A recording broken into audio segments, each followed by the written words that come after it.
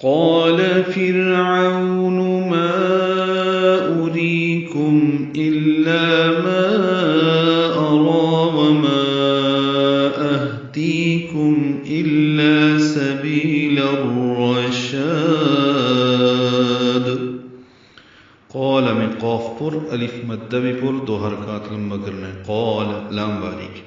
فرعون میں را باریک ہے کیونکہ اس سے پہلے زیر آئی ہے. عو بولین ہے، ہونٹوں کو نا تمام گول کریں گے، عین وسط حلق سے نکالیں گے.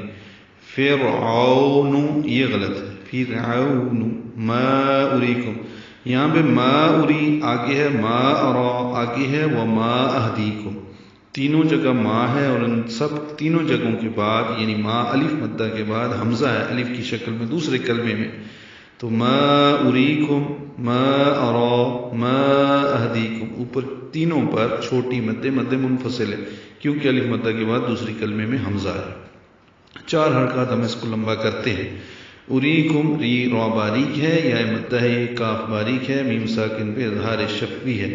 الا یہ الف مدہ ہے. ما ارا، ارا میں را پر ہے، دو حرکات لمبا کریں گے.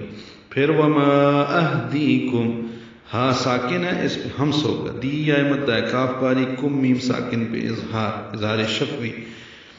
الا الف مدہ. سبیل الرشاد میں بی یا مدہ ہے، لام کو را سے ملا دیں گے. الا سبیل الرشاد.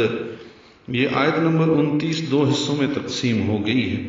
یہاں سے بات شروع ہوتی ہے. ترجمہ اس کا یوں ہے: فرعون نے کہا میں تم کو وہی راستہ دکھا رہا ہوں جو میں خود دیکھ رہا ہوں، اور میں تمہیں صرف کامیابی کی راہ دکھا رہا ہوں.